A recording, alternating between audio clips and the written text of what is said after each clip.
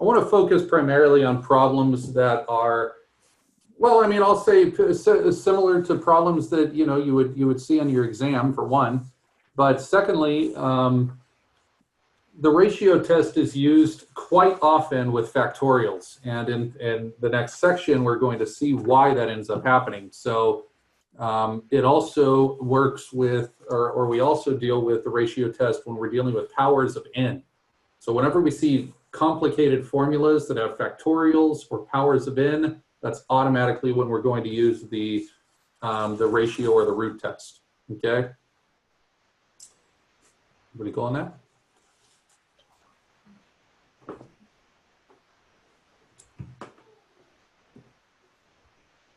Okay, so anybody have any issues on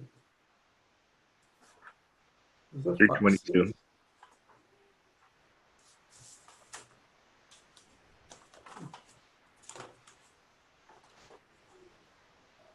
Five, six. Did you say 322? Yeah. Okay.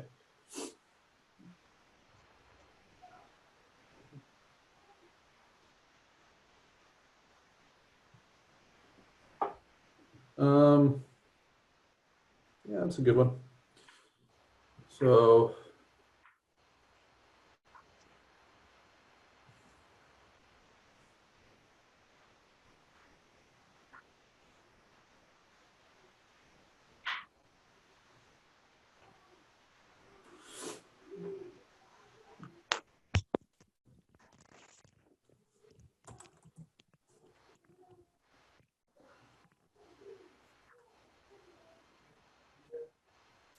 okay, so 2 to the 3n times n factorial to the third divided by 3n factorial. Okay, so again, the setup of this is normally pretty simple. You're just taking a sub n plus 1 and dividing by a sub n. Okay, so if I take a sub n plus 1 divided by a sub n, okay, and take the limit of that, then I could just actually see what ends up happening with my particular quantities. Okay, so let's start off by taking the limit as n approaches infinity of, well, we're going to get this fraction here. On top, we're going to replace all of the n's with n plus 1. So we get 2. A little more space here.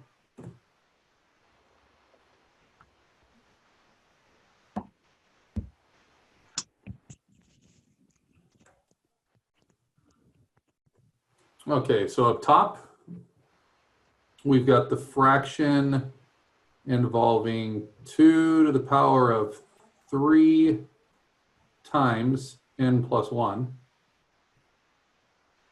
times n plus 1 factorial cubed. So that means n factorial, n plus 1 factorial times itself 3 times. And then here we get 3 times n plus 1 factorial. Now don't get too freaked out about all of that, because we're just going to start to list out the first few terms of these factorials until we cancel everything else in the denominator. Go ahead, say that again. Speak Spanish? Creo que sí. Mario, can you Mario, you're unmuted there, so if you want to mute yourself. All right, so we got 2 to the power of 3n times n factorial cubed divided by 3n factorial. All right, so this is the setup of the ratio test. And essentially what we're doing with the ratio test, which is actually pretty helpful, is we're trying to see if we could create a way to understand what's happening with a sub n plus 1 divided by a sub n. So let's think about what this means again. A sub n plus 1 divided by a sub n. Okay, well, if you look at a graph, okay, if you look at this graph right here, let's say that I have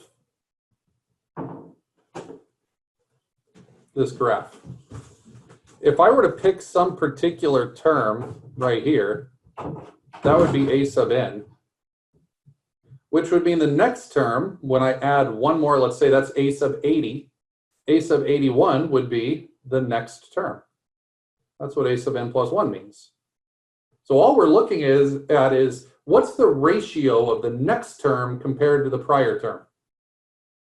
Well, you can see that sometimes a sub n would be lower.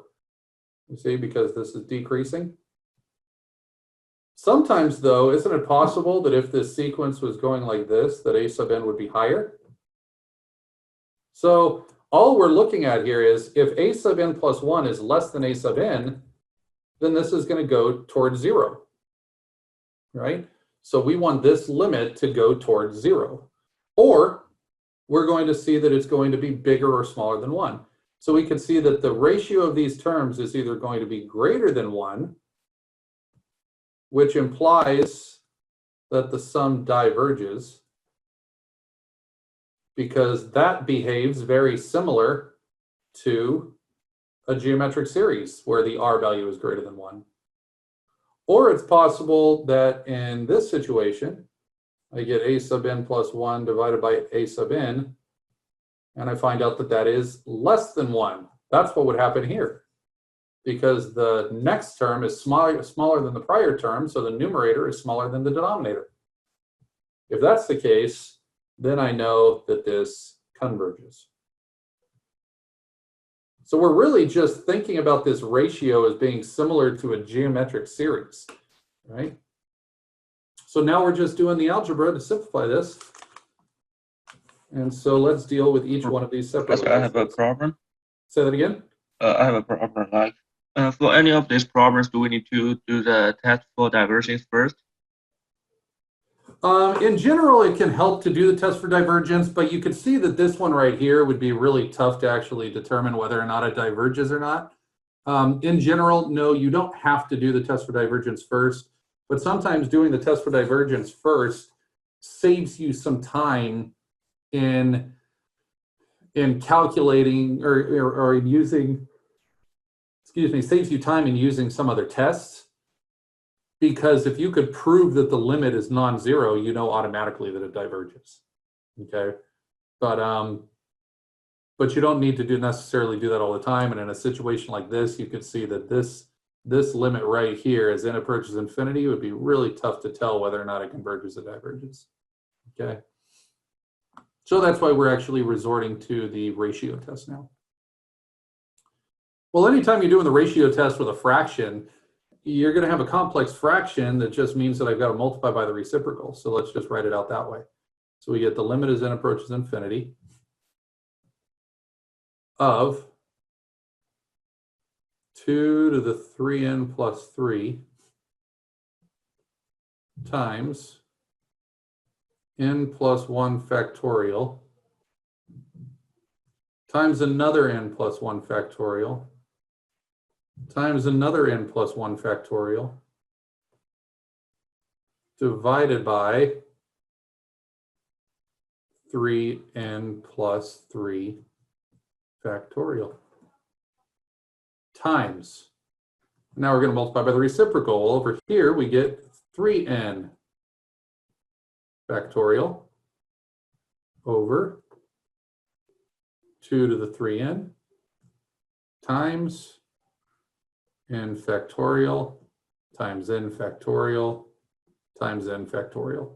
All we've done is we've listed everything out, expanded everything out, blown everything up, and multiplied by the reciprocal. Well, this is where you should now start to compare some things here. First thing you might choose to do, and if this helps you algebraically, then I absolutely encourage you to do so. First of all, you could rewrite each of the like types of quantities or factors together. So you could write the 2 to the n 3n plus 3 on top and the 2 to the 3n on the bottom and deal with that one.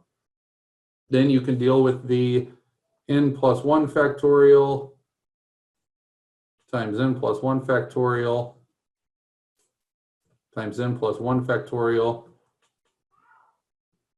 over n factorial times n factorial times n factorial. Because each of these like types of quantities are the things that are going to cancel. And finally, we've got 3n factorial over 3n plus 3 factorial. Okay, now you didn't have to write this orange step. You could have just started to simplify if you're confident with doing so. Okay, let's see why this is helpful for us.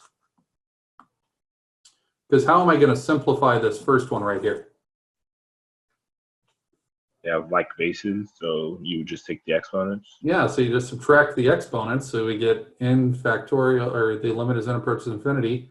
And so notice that I subtract exponents, 3n plus 3 minus 3n is just 2 cubed. Times. Well, if you remember what n factorial is, remember that n factorial is nothing more than just n plus 1 times n factorial. Because n plus 1 factorial is n plus 1 times n minus 1 times n minus 2 all the way down to 1. So n factorial is hidden inside of there. So every time you see an n plus 1 factorial divided by an n factorial, that cancels to simply give you n plus 1. So you're left with n plus 1 times another n plus 1 times another n plus 1, which is n plus 1 cubed. And finally, we go over here and we realize that 3n plus 3 factorial is the same as 3n plus 3 times 1 less, which is 3n plus 2, times 1 less, which is 3n plus 1, times 1 less, which is 3n, and now from that point on, it's going to be 3n factorial. So that whole 3n factorial cancels, which leaves you with 3n plus 3 times 3n plus 2 times 3n plus 1. Cool. All right. Well, now we're ready to simplify this a little bit. So I'm going to cheat because I'm not going to, you should be able to expand that out and determine the limit at this point. But I'm going to help you to realize that this is going to be the limit as n approaches infinity. And if I were to expand this all out, this would all become an n cubed polynomial times 8. So I would get a leading coefficient of 8. And over here, I would multiply all of this out and get a leading coefficient of 27. I'd get 27 n cubed.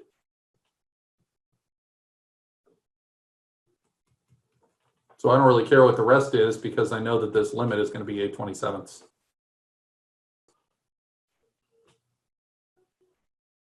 Okay. All right. So what does that help us to determine?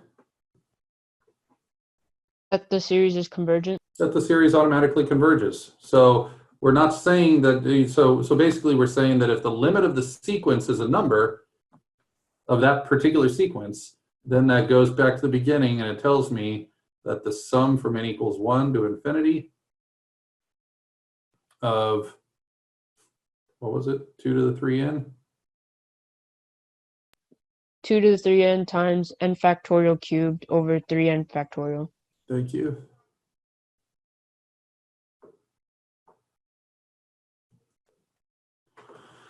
And we could say that that converges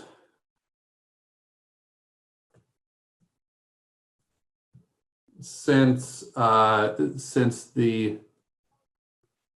limit as n approaches infinity of a sub n plus 1 over a sub n is less than 1.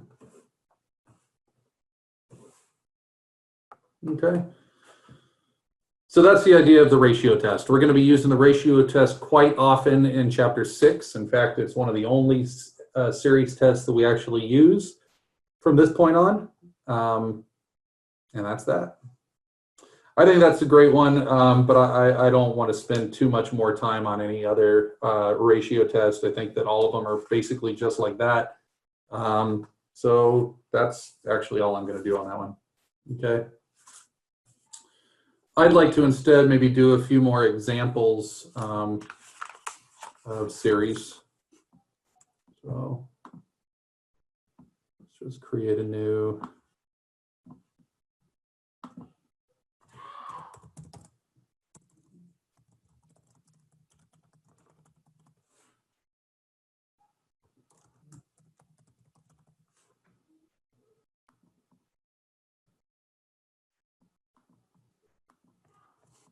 Okay, so I'm going to just give you a few, and I'll tell you a test to use. Okay, so how about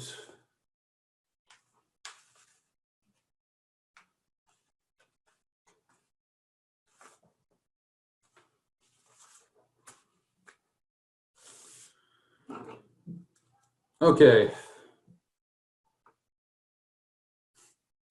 How about the series from n equals 1 to infinity of -1 to the n over over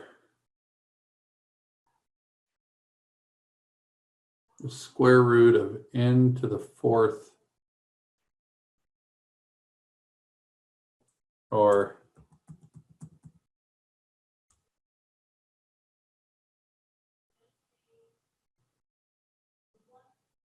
let's just say n squared plus 3. Okay, and why don't we do this by the direct comparison test? So, right, like keep in mind that this quantity on the, the inside here, this argument, that's our a sub n. So I'd like to hear the various b sub n's that you guys ended up choosing. 1 over n squared.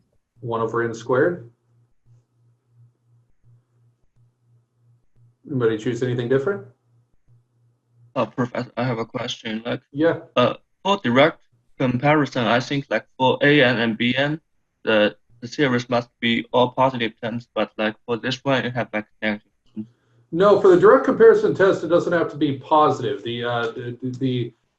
The values for the integral test, remember, have to be. I'm sorry. For the integral test, you have to make sure that the sequence or the corresponding function is positive, decreasing, and continuous. So for the integral test, it has to be positive.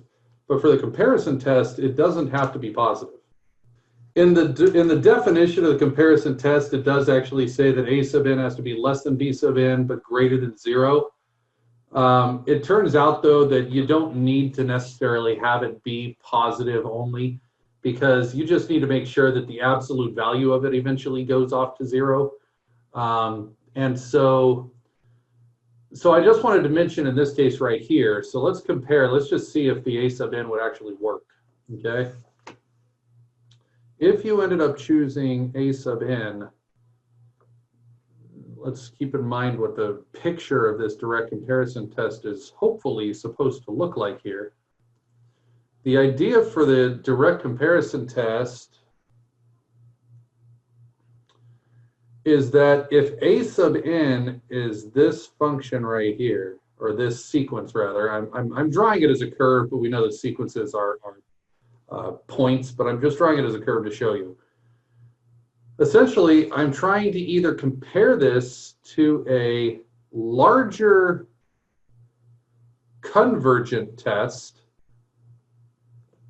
so that I could see that it would force a sub n to converge as well, or I'm trying to compare it to a smaller divergent test so that I know that a sub n diverges as well.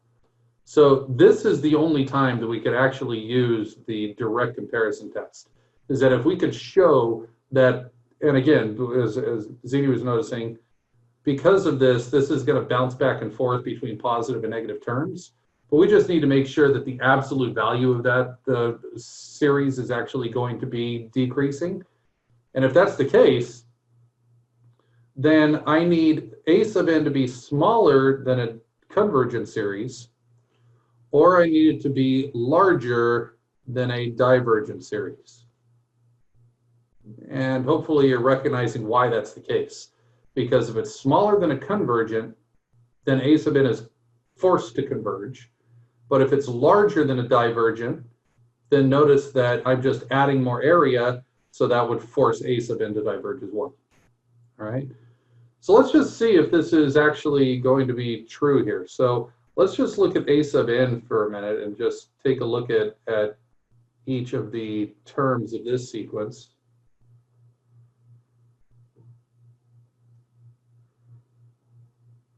And let's compare that to B sub n just for the first few terms and see what ends up happening.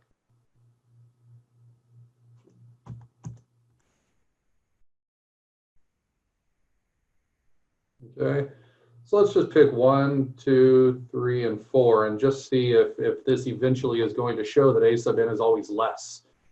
All right, well, A sub n, when I plug in 1, that gives me -1 over 4, while B sub n is, of course, just 1 over 1. All right, well, if I take the absolute value of each of these pieces, I could see that the absolute value of -1/4 is in fact less than 1, so we're all good so far. Okay, but is that always going to happen? Okay, well, let's just keep going here for a little bit. And we end up getting the second one is A sub 2, so we now get 1 over 7, while if we plug in 2 over here, we get 1/4. And so sure enough, we can see that this is actually true, that this is going to be less. But what if we ever got a situation, let's just pretend that there was some particular C value down here, where we ended up getting something like 1/20th, and B sub n was also 1/20th.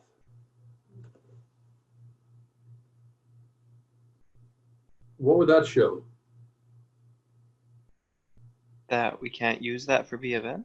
But we can't use that for B sub n because B sub n has to be larger than that convergent series. So how would I be able to modify B sub n, just real simply, how would I be able to modify B sub n to where this sequence is always going to be bigger than this sequence over here?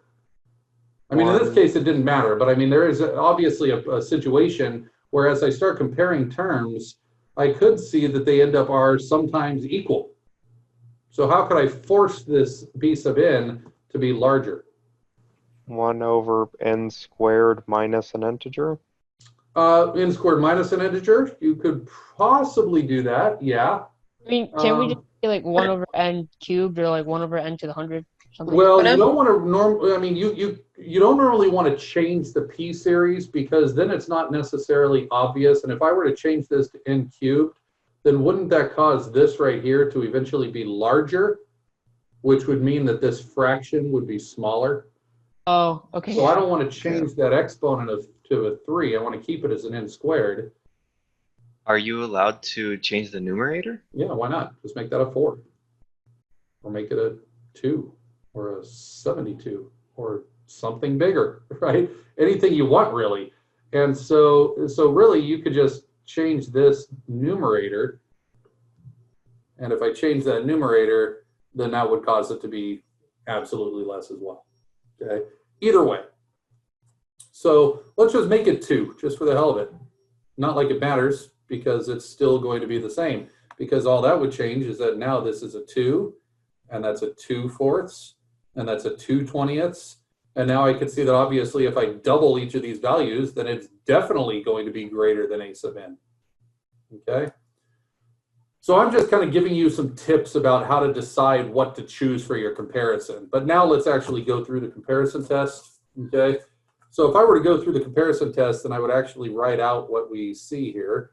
So we would see that 2 plus, I'm sorry, I would see that -1 to the n over n squared plus 3 is in fact less than, well, 2 over n squared.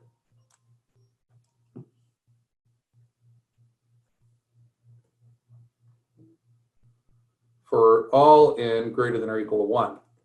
Now, what if it was smaller here, or what if it was larger here and larger here, but then eventually b sub n became larger? Then that's absolutely okay as well. You just have to stipulate that maybe it only starts getting larger by the time n is greater than or equal to 4. So all that would show, okay, if you were to look at it in terms of a graph,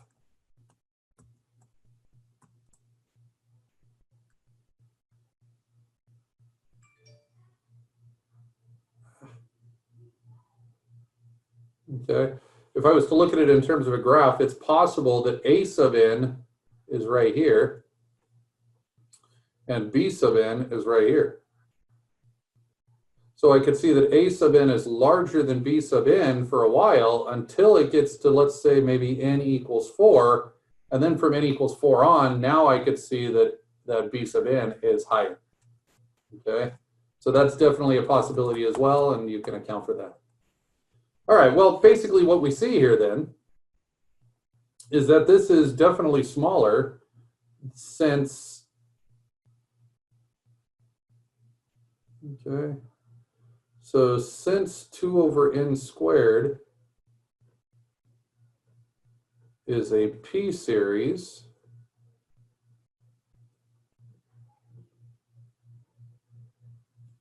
with p greater than 1,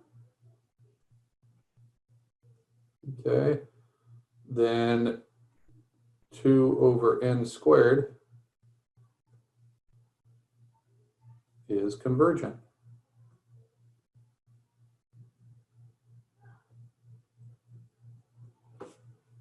All right, well, what does that imply then? So if this was a test, this is how I would start writing things out. So we're trying to prove that this is convergent, right? Or divergent. So I see that I've compared it to a p-series that's convergent, okay?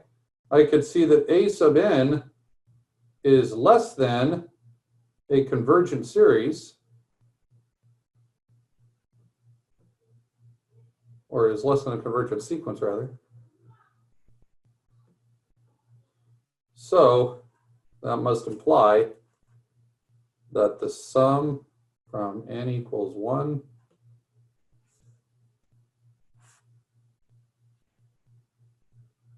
from n equals 1 to infinity of negative 1 to the n over n squared plus 3 is convergent. And that's by the direct comparison test. Now, in this particular case, I could have compared it to 1 over n squared, and that would have been totally fine. But there are circumstances where, in order to make a sub n less than b sub n, you just have to increase the coefficient, and that would automatically force that to happen. Okay? We cool with that? All right, let's look at another one. Look at maybe the limit comparison test.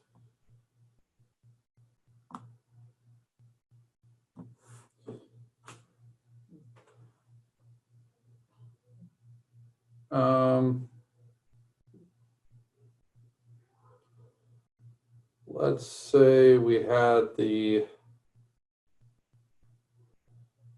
sum from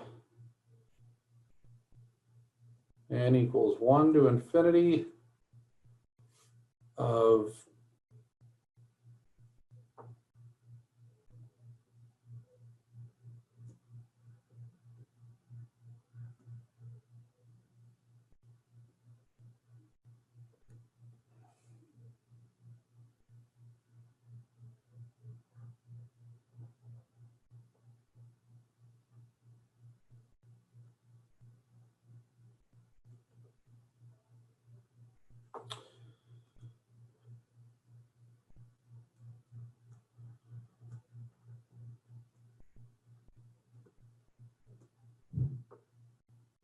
okay, so I'd like you to go ahead and do the limit comparison test on this one.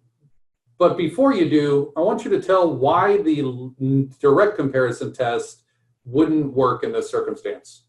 Okay? So go and do that one.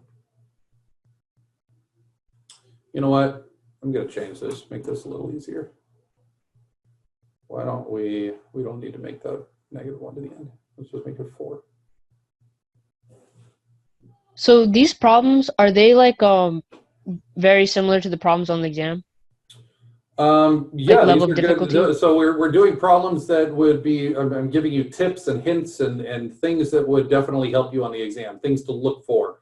So that's kind of what I'm spending today for, because I realize that series are quite difficult to kind of reason through, because there's no, the worst part about it is there's no fixed method of what you're supposed to do at what time, what you need to compare it to and what situation. So by me giving you just a few tips for things that occur and what types of modifications can you make to your comparison to make things work.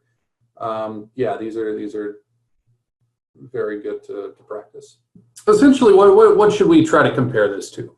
So basically, you look at the denominator and you realize that you've got the cubed root of n cubed plus 2. And as you go out to infinity, that plus 2 is going to become very insignificant.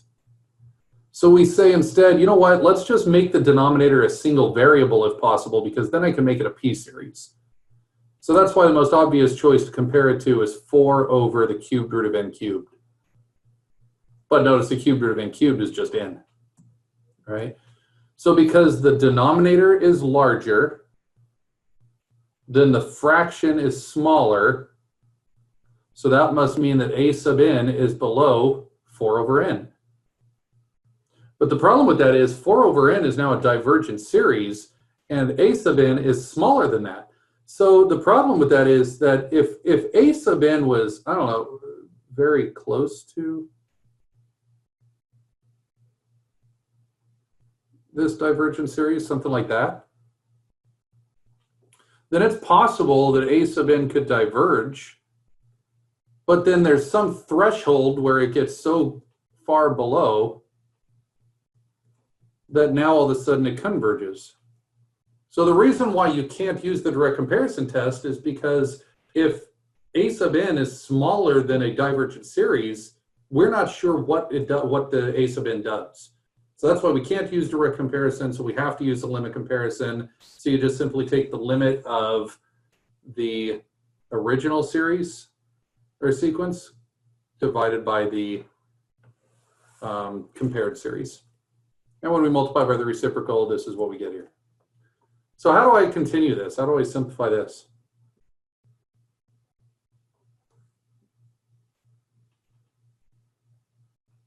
How do I find the limit? Because right now it's still just infinity over infinity. We could use L'Hopital's rule. You could use L'Hopital's rule. Yeah, if I use L'Hopital's rule, then I'd have to actually go through the process of differentiating the bottom and differentiating the top. And so, yeah, L'Hopital's rule would absolutely work. Okay? There's a much easier way to do it, though. What if I just divide by the highest power term in the denominator? We learned this back in Calc 1. So if I divide the denominator by n cubed, notice that it's inside of the cubed root. So I'd have to divide the top, not by n cubed, but the cubed root of n cubed, which ends up giving me the limit as n approaches infinity of n over n, which is 1, over the cubed root of 1 plus 2 over n cubed. And that's it. Notice that that limit is equal to 1. Now, what is the significance of the fact that I got an answer of 1? What does 1 tell me in the limit comparison test?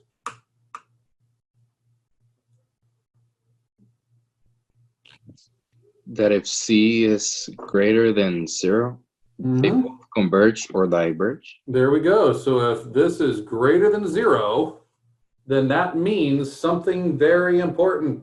What does it tell us by the limit comparison? Well, this is what you'll see. So you can actually keep this with you as you're going through things, but it'll tell you, you know, in certain circumstances what the conditions for convergence, divergence are. So you know, when you take a look at a geometric series, for instance, if the common ratio is less than 1, then it converges. And if it does converge, then the series converges to this formula, A equals 1, A over 1 minus R. If you look down here to the limit comparison, then this is what we're trying to look for, right? So if the limit is equal to 0, then it definitely converges. If the limit that we just found goes to infinity, then it definitely diverges. But if the limit goes to some positive constant, then that must mean that both of the series do the same thing. And that's why we're looking at this situation and seeing that 1 is greater than 0. And since 1 is greater than 0, then what does that imply? Both series diverge.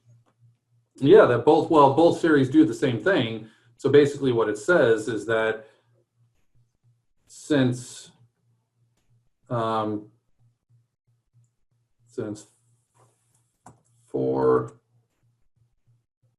over n is a divergent p-series,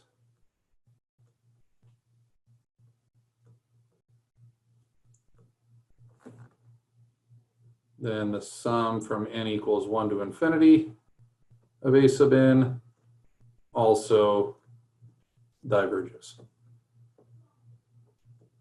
Okay, so basically for the comparison test, just know the criteria for when it converges, when the direct comparison test is allowed, and know when the limit comparison test is necessary, right? So typically the limit comparison test should be the first thing you try, followed by the limit comparison if the direct comparison doesn't really yield something good.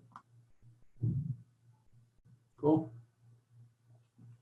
Since I was talking about that sequence thing, why don't we go ahead and do an example of one.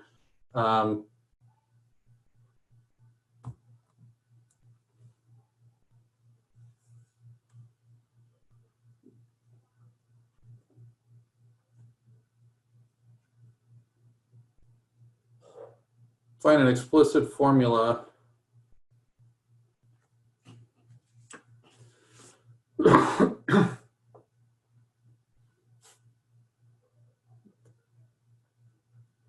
for the nth term of the series 4 minus 3 plus 9/4 minus 27/16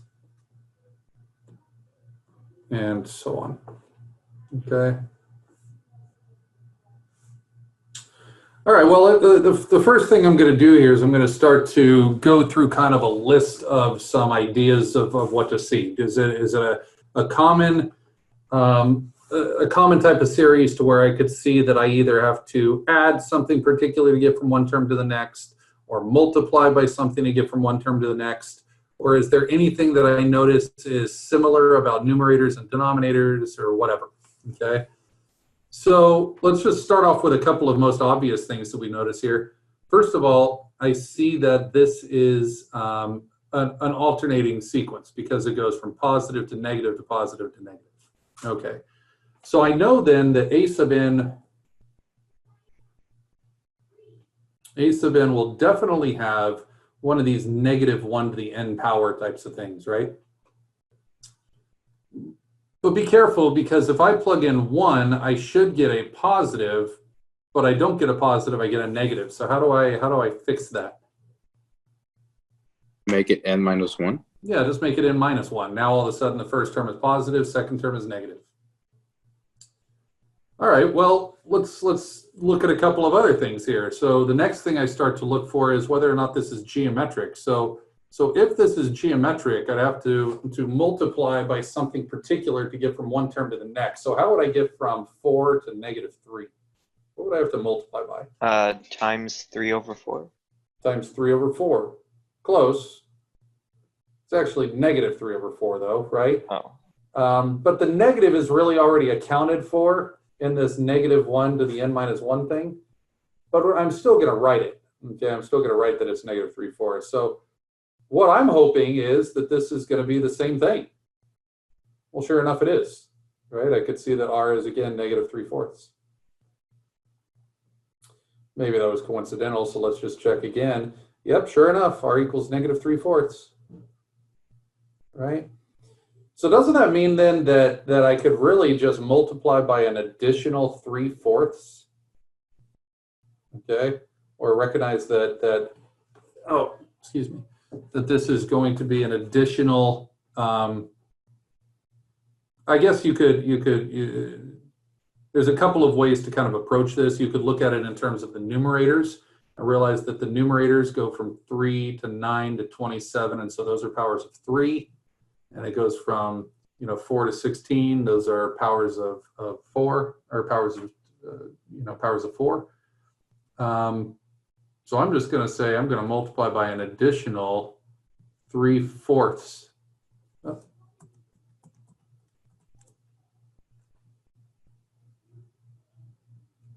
To the power of something. Well, maybe it's n. Well, let's just see if that gives me what I need. If I multiply by 3/4 to the n, then that means that I get, when I plug in 1, this becomes 3/4, so that's not going to work. So maybe I make it n minus 1 as well. Well, if I do that, then I could combine the -1 and the 3/4 together, which is why I don't even like to actually do the -1 to the n minus 1 separately. I would just recognize what we just did from here, that the r value is -3/4 to the power of n minus 1. But that's still a problem, because if I plug in 1, what would I get here if I plug in 1? 1. 1. I don't want 1. I want 4. So what do I have to do to compensate to make that 4? Make a equals 4. Make a equal to 4, and there's my sequence. And so notice that if that's my sequence, then what this sum turns out to be is just the series from n equals 1 to infinity of 4 times -3/4 to the power of n minus 1. And so we should know that that sum is going to equal a sub 1 divided by 1 minus r. Now it's just 4 divided by 1 minus -3/4, which equals 4 over 7/4. And therefore, the sum is equal to 7. So something like that, I mean, just being able to, first of all, convert from an explicit formula into a series or into a sequence, and then recognize that if it turns out to be a geometric sequence, then that means that it has a formula for the actual sum. Wouldn't the sum be 16 over 7? Yes, it should. That's my mistake. Or for the problem of finding explicit formula for the nth term, we would just stop once we found an, right? Like if we're going based exactly off of Yeah. So basically what we did here was find an explicit formula. That's the answer, right? If I then say to find the sum, that might say, find the sum if geometric.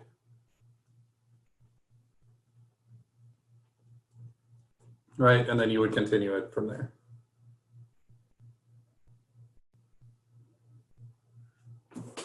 Cool.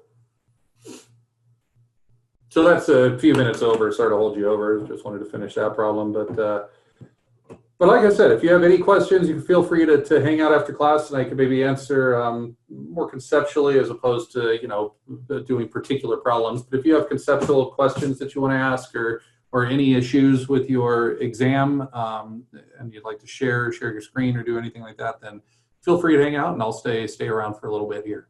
Okay. Otherwise, we're going to move on to chapter 6 tomorrow.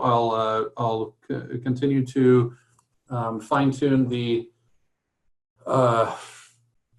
topics list, and you can start to study that. So study the ones that we've been going over in class. I mean, the ones we did today are great ones to practice with. Definitely the you know, one of each type of test that shows up on the topics list. And that's about it.